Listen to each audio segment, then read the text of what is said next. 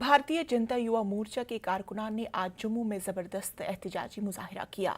ये एहतजाज वादी कश्मीर में पाकिस्तान के हिमायत याफ्ता मिलिटेंटों के हाथों बैरूनी मजदूरों के मुसलसल कत्ल के खिलाफ गहरे गमो गुस्से को दर्ज करने के लिए किया गया था।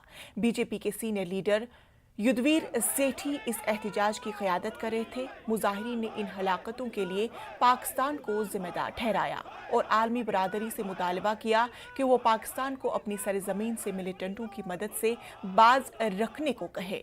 इस मौके पर सेठी ने हुकूमत से इन तमाम लोगों को मुनासिब सिक्योरिटी फराहम करने का भी मुतालबा किया जो बैरूनी रियासतों से ताल्लुक़ रखते हैं और वादी कश्मीर के मुख्तलिफ हिस्सों में मजदूरी कर रहे हैं।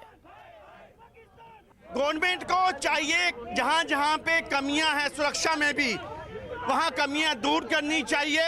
नहीं तो जिस प्रकार से पिछले 12-15 दिनों से सिविलियन की किलिंग हो रही है, गवर्नमेंट के साथ साथ वहां के सिविल समाज को भी खड़ा होना चाहिए।